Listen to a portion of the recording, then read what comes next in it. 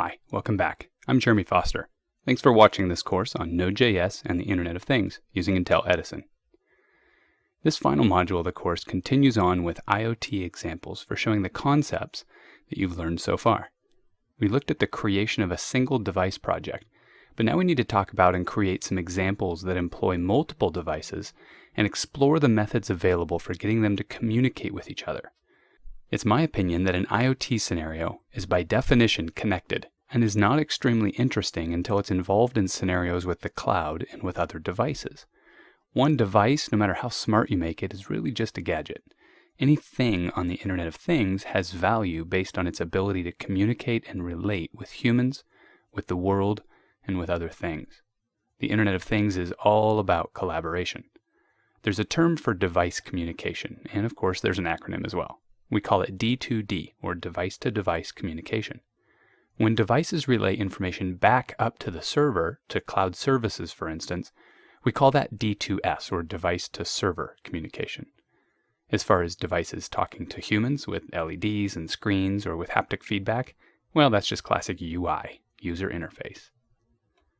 First, we're going to overview some good methods and strategies for D2D and D2S communications. And we'll review the hardware communication methods that we talked about in the first hardware module. Next, we'll look at a push method for D2S communications that will alleviate us having to waste precious clock cycles and battery life constantly polling the server for state changes. I'll show an example of this push method by showing TweetMonkey's older brother, CommandMonkey. Next, we'll have a look at queue-based patterns and see what Azure offers in that regard, and we'll do a demo using Service Bus for queues. And finally, we'll talk briefly about a number of other services that Azure offers for IoT. Let's start right now with the overview. I'll start this overview by reviewing the communication hardware that we looked at before. The hardware layer is obviously necessary to make any communication at all possible. These are at least a few of the lowest level physical communication mediums that you can employ to get the chatting happening. Ethernet is a hard wire which only works if your device is in somewhat of a fixed location. The rest are wireless RF signals with their own protocols and their own set of advantages and disadvantages. Some work well at short range, others at long range. Some are star topology in the way that they connect, and they all come back to a central hub. Then others are full mesh. Each connects to every other. We've already discussed each of these, however, so now we're going to talk about the various higher level software protocols that we have available, as well as some libraries and frameworks that make the entire task quite simple for you. You need to decide not only which hardware medium your project will use, but which software protocol as well. The protocols used for the web they're mostly baked. We mostly use HTTP with a bit of WebSockets, some FTP, and likely some trace others. The controversy and churn on the web is in the development frameworks and the client browsers. But in the IoT world, there's still very little settled regarding communication protocols. When you're talking about little bitty devices, perhaps communicating intermittently over very thin network connections, everyone has an opinion about what the best protocol is, and unfortunately it seems like all the big players look for points of influence in the IoT space by writing their own. Thankfully, though, a few standards have emerged, at least to some degree. Let's start with HTTP and REST. Now, if you're using Ethernet or Wi-Fi, by the way, there's a good chance that you'll be using HTTP and REST.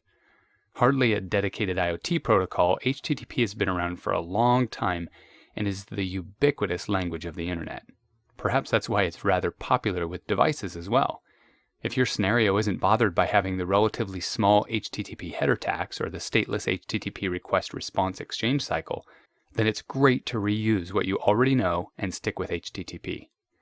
I won't go deep into REST architecture here, but if you're new to the concepts of either HTTP or REST, I encourage you to search the Pluralsight library as you'll find excellent courses on both of those. And I should know, I think I've watched all of them. One of the things to look for in a software protocol is message envelope size. The HTTP protocol, despite its popularity, doesn't allow me to send a very short message without the mandatory full HTTP header. That can add up to a lot of overhead when we're talking about massive number of messages. One alternative is to use WebSockets. WebSockets still actually uses HTTP, but only for the initial handshake. After that, WebSockets uses direct TCP messages with, get this, only 2 bytes of message envelope. So this is an excellent communication protocol and one that I'm very excited about.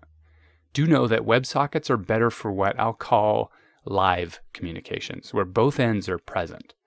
If you're dealing with more of an asynchronous architecture where a client may come online for only a brief moment and doesn't have time to stick around and make sure that all of his messages are received, then what you're looking for is a message queuing system, which we'll touch on soon.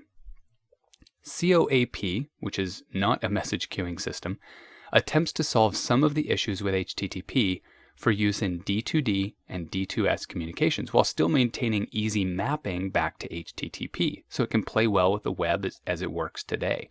And if you understand how HTTP works, you'll understand a little bit about how COAP works. I don't know too much about this one, but it's made specifically for IoT scenarios, so it's certainly worth a mention and maybe a little bit of research on your part.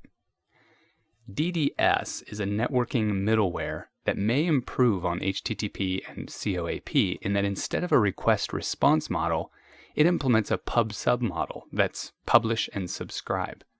That change there tends to alleviate the need for long polling a service and the performance load that implies.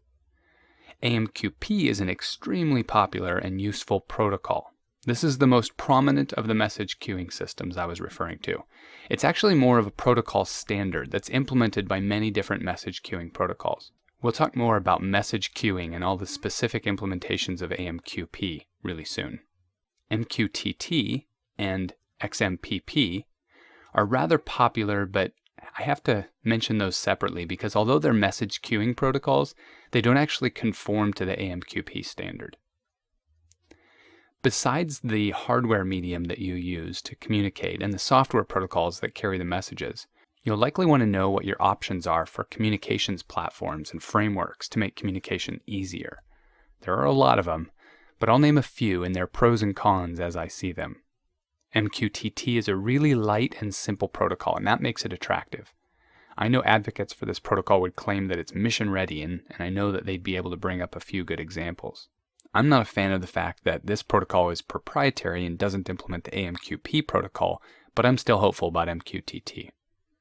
I've never personally used RabbitMQ, but I know it was made using Erlang, and I know that's a very cool and very fast language, so the performance behind RabbitMQ is certainly going to be there. Azure Service Bus is my choice for a message queuing system because it's battle tested on a lot of huge line of business applications, and it comes with the full weight of Microsoft behind it. So I feel like it's going to not only be around for a while, but it's going to be improving over time. In short, it's not only performant, but it's also arguably more future-proof than the others.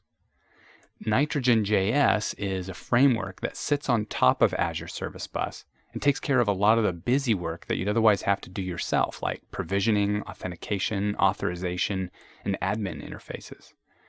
Node Discover is a node module that was designed to install on node server farms to allow for peer nodes, nodes running the same code, to intelligently elect a master among them and facilitate real-time communications. If a master node falls out of the farm for some reason, like the process just dies or it runs out of battery, a new master is automatically selected. Node Discover is more for real-time networks as opposed to queue-based networking we're going to be talking about in a second. AllJoin is not as much a platform or a framework as it is a standard by which devices of all kinds can discover, connect, and communicate. All AllJoin clients can easily advertise an enumeration of the capabilities and services that it provides. AllJoin started at Qualcomm, but the source code's since been signed over to the Linux Foundation, and it's open source. Microsoft Windows 10 is going to support AllJoin, and I suspect a lot of others are too. It's always great when we settle on a standard, and I'm hoping this is the standard for device discovery.